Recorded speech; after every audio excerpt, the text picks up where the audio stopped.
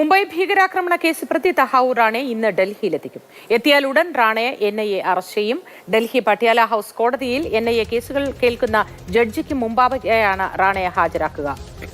സുരക്ഷാ കാരണങ്ങളാൽ വീഡിയോ കോൺഫറൻസിംഗിലൂടെയാവും കോടതി നടപടികൾ. വിവരങ്ങളുമായി ബാലഗോപാൽ ചേരുന്നു. ബാലഗോപാൽ, എപ്പോഴായിരിക്കും ഈ കോടതി നടപടികൾ ഉണ്ടാവുക? ഇന്ത്യയിലേക്ക് എപ്പോഴാണ് റാണയെ എത്തിക്കുക?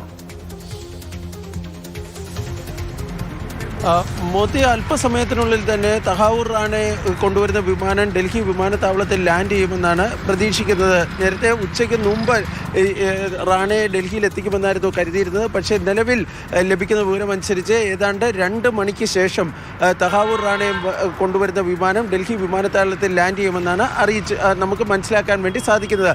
സുരക്ഷാ പ്രശ്നങ്ങളൊക്കെ ഉള്ളതുകൊണ്ട് ഈ തഹാവൂർ റാണയെ കൊണ്ടുവരുന്നതുമായി ബന്ധപ്പെട്ട ഒരു വിശദാംശങ്ങളും സർക്കാർ പുറത്തുവിട്ടിട്ടില്ല. അതുകൊണ്ട് തന്നെ അതീവ രഹസ്യമായിട്ടാണ് ഈ നടപടികളും മറ്റും നടക്കുന്നത്.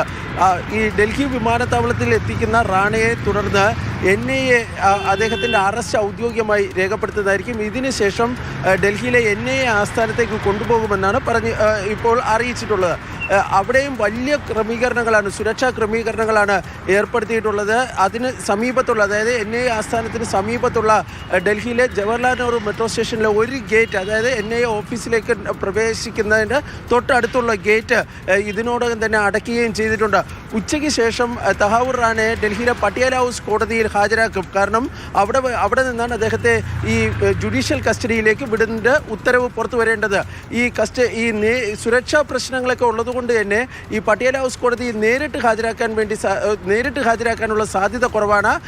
പകരം വീഡിയോ കോൺഫറൻസിങ്ങിലൂടെ ആയിരിക്കും ഈ കോടതി നടപടികൾ നടക്കുക എന്നാണ് ലഭിക്കുന്ന വിവരം.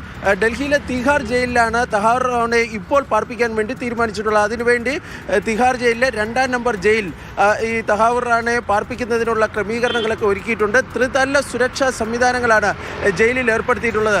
റാണയെ ആദ്യം ചോദ്യം ചെയ്യുന്നത് NIA ഉദ്യോഗസ്ഥരായിരിക്കും. NIAയുടെ ഈ മുംബൈ ഭീകരാക്രമണവുമായി ബന്ധപ്പെട്ട കേസുകൾ അന്വേഷിച്ചിരുന്ന ഉദ്യോഗസ്ഥർ അദ്ദേഹത്തെ ചോദ്യം ചെയ്യും. അതിനുശേഷമായിരിക്കും മറ്റ് ഏജൻസികൾ തഹാവൂർ റാണയെ ചോദ്യം ചെയ്യുന്നത്. ഏതായാലും അതീവ സുരക്ഷയാണ് ഇപ്പോൾ ഡൽഹിയിലെ വിമാനത്താവളത്തിലും NIA ആസ്ഥാനത്തും അതുപോലെ തന്നെ പട്യാല ഹൗസ് കോടതിയിലുമൊക്കെ ഏർപ്പെടുത്തിയിട്ടുള്ളത്. വളരെ അതീവ സുരക്ഷയോടെയാണ് തഹാവൂർ റാണയെ ഇന്ത്യയിലേക്ക് കൊണ്ടുവരുന്നതും തുടർന്ന് വീഡിയോ കോൺഫറൻസിംഗിലൂടെ കോടതി നടപടികൾ നടത്തുകയും ചെയ്യുക. ബി ബാലഗോപാലാണ് വിശദാംശങ്ങൾ നൽകിയത്.